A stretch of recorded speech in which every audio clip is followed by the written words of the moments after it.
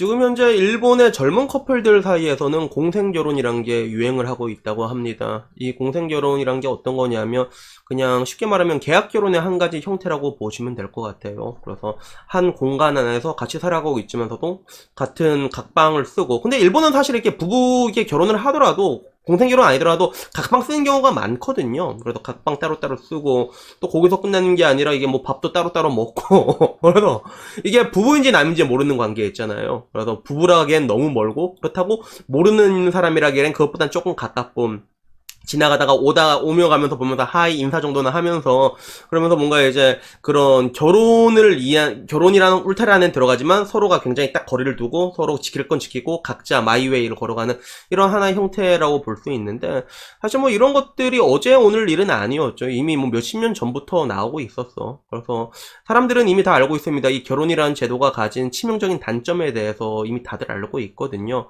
그래서 이런 것들은 뭐 이미 유럽부터 일찍이 많이 겪었죠. 사실 항상 말하잖아. 결혼이라는 게 원초적으로 남자랑 여자가 오랜 시간 동안 정말로 무리 없이 살아간다는 것 자체가 존나 힘들거든요. 존나 빡셔. 근데 여기에 대한 것들을 하나하나 이렇게 떼서 이렇게 살펴보게 되면, 우선 기본적으로 이게 여자가 맨 처음에 결혼을 거부하게 된 거죠. 여자가 이제 산업화 시대 되면서 돈을 벌기 시작하잖아. 그러면 굳이 뭐 그럴 필요가 없단 말이야. 고생하는 것 같고 내가 돈 벌어서 혼자 마이웨이 할란다, 그렇게 되다 보니까 결혼에 대한 메리트를 여자한테 조금 더 주게 된 거야. 근데 문제는 이 과정에서 남자가 가진 걸 또 굉장히 많이 뺏게 된 거거든요. 그래서 뭔가 이제 양육권? 그래, 양육권 일단 네가 이게 해줄게. 그래, 결혼 재산분할 무조건 5대5 하게 해줄게. 그래, 국민연금? 그래, 이것도 5년이면 너 줄게. 이런 식으로 해서 점점 이게 남자 걸 빼어서 보니까 뭔가 남자 입장에서는 이제 오히려 이제 결혼으로 인한 메리트라는 것보다 디메리트가 훨씬 크니까, 서양은 오래전부터 이미 이 상태가 고착이 됐잖아.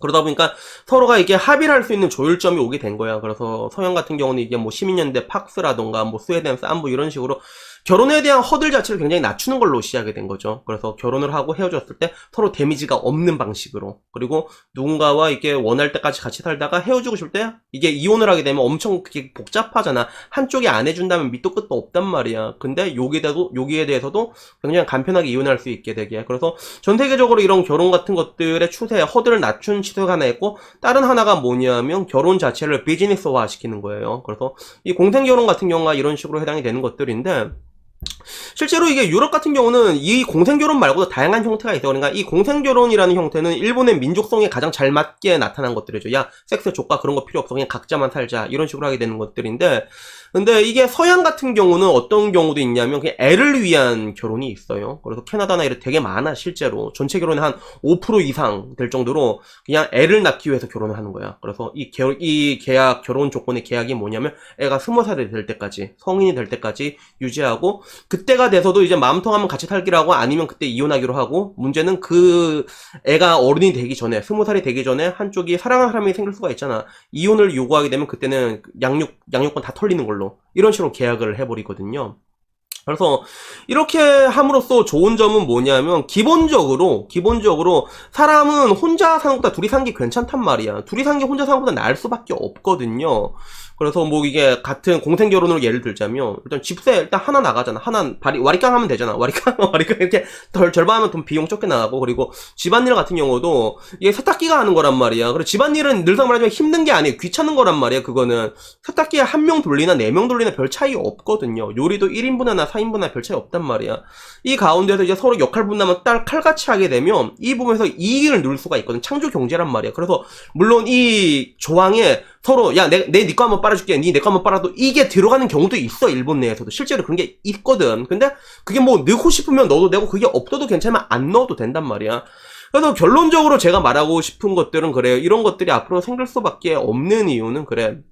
사실 이 사랑이라는 게 참 진짜 그 전쟁 같은 이 사랑이라는 게 약간 손해보험 같은 느낌이 있어. 손해보험과 그 실손보험. 손해보험에 보면 실손보험이 뭐냐면 그 포괄주의를 채택하거든요. 그래서 생명보험은 열거주의라고 해서 이것만 보상해준다라고 얘기를 한다면, 그 실손보험 같은 경우는 이거 빼고 다 보상해준다, 이런 거야. 그래서 사랑이라는 것 자체가 우리가 이렇게 하게 되면 굉장히 많은 것들을 상대방에게 바라게 되잖아. 그래서 그 사랑이라는 것들이 오히려 상대방을 힘들게 하고 옥죄 온단 말이야. 다 내놔, 이렇게 하니까 서로 힘들단 말이야.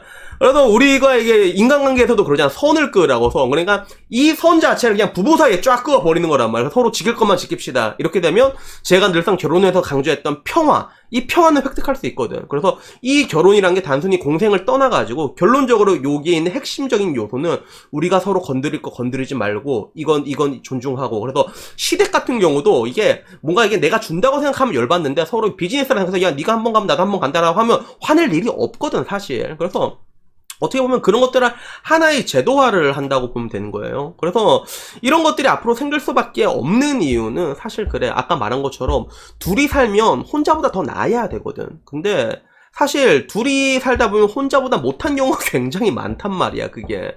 그래서 그런 것 때문에 서로 각자가 각자에게 맞는 선택을 해서 각자가 각자에 맞는 니즈를 충족한 사람과 그런 니즈에 맞게 결혼 제도를 이게 계약식으로 꾸려나가게 되는 것들이죠. 그래서 당장 외국 같은 경우는 사실 이렇게 함으로 인해 갖고 누릴 수 있는 게 되게 커요. 대한민국은 그렇게 크진 않지. 뭐 이렇게 해봤자 뭐 인적공제 뭐 조금 들어가고 그런 것들 세금 같은 거 나중에 뭐 이게 배우자로 돌리거나 이렇게 해서 세금 절감할 수 있는 정도였지만 유럽 같은 경우는 세율이 엄청 크거든. 그래서 결혼을 하게 되면 세율이 줄어들어요. 그런 나라가 있어. 핀란드가 아마 그럴 거야.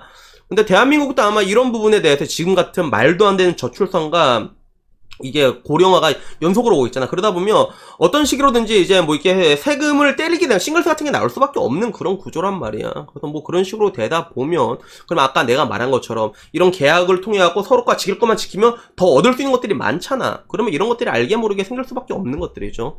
그리고 어떻게 보면 지금 이 순간에 이 영상을 보는 분들 중에서도 그렇게 살고 있는 사람들이 있을 수도 있어. 요즘은 결혼하고도 애 안 낳는 사람 되게 많거든. 그렇다면 그냥 이제 그게 맹목적인 사랑이란 것보다 사랑이란 것들이 외래 가지고 있는 불완전한 모습들이 굉장히 많거든. 아사리 이거를 서로 건드리지 말고 우리 평화롭게만 지내자. 그래서 약간 뭐라고 해야 될까, 노인들 늙은 사람들이 항상 얘기 강조한 것 중에 하나가 사람 관계에는 느슨한 인간관계가 필요하다고 얘기를 하거든요. 그래서 그런 느슨한 인간관계를 유지하고 살아가는 것들이에요. 그래서 저도 여행을 하면서 느꼈는데 그럼 이런 말 유튜버들 그런 말 하잖아. 이렇게 40대 혼자 살면 이게 외로운 게 아니라 이거는 자유로운 거다 말하는데 자유로운 건 개소리고, 근데 문제는 인간이 가지고 있는 그 원초적인 외로움이라는 것들이 굳이 이게 옆에 사랑하는 사람이 있지 않더라도 생각보다 쉬운 부분에서 이렇게 해소되는 부분들이 있거든요. 그래서 저도 이렇게 여행을 하면서도 1년 2개월 동안 여행을 했는데 처음에는 호텔에 며칠 들어가 있었어. 그러다 보면 이게 한 2주일 동안 이렇게 있다 보면 혼자 이렇게 와인 먹고 미드 보다 보면 사람이 미치거든. 그래서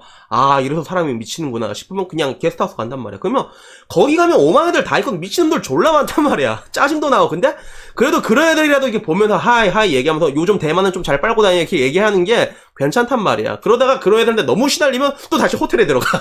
이게 반복되는 것들인데 결론적으로 이러나 저러나 인간한테 있어서 느슨한 인간관계는 굉장히 필요하거든요. 그래서 그런 느슨한 인간관계를 유지할 수 있다는 점. 공생결혼도 그렇단 말이야. 굳이 이렇게 친하게 지내지 않더라도 보다 보면 밥이라도 먹다가 보면 서로만 따로 먹겠냐. 내가 요리한 거 있으면 이거는 한번 먹어라 이렇게 하겠지.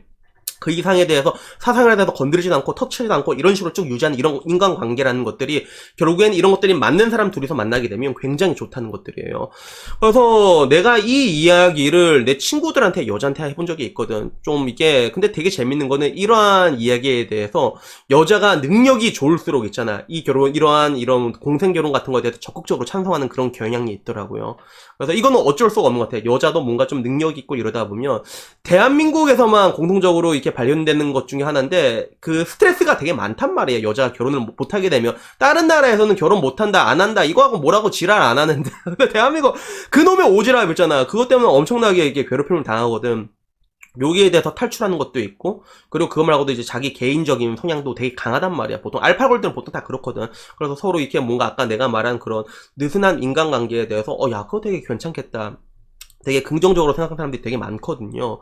그래서 뭐 결론은 그렇습니다. 이게 이런 것들이 앞으로 더 생기게 될 수밖에 없는 것들은 따지고 보면 그래요. 이게 우리가 사랑을 해서 정말로 잘 살 수 있으면 상관이 없겠지만 안타깝게도 그 사랑 때문에 더 괴롭게 된 경우가 많거든요. 그리고 이러나 저러나 이제 그런 사랑보다는 이런 거래나 비즈니스, 우리는 더럽다고 하겠죠. 더러워, 사랑을 모르는 사람이라고 얘기를 하겠지만서도 그러한 거래로 이루어졌을 때 이 평화라는 것들이 유지될 확률이 굉장히 높다는 것들이죠. 아니면 그런 것들이 유지가 될 수밖에 없게 서로 니즈에 맞게 그냥 계약을 해버리면 되는 거란 말이야. 방금 전 말한 것처럼 그 가운데 야 내 거 니 한번 빨아줄게, 니 내 거 빨아줘, 서로 오케이 하면 아무런 문제될 게 없거든.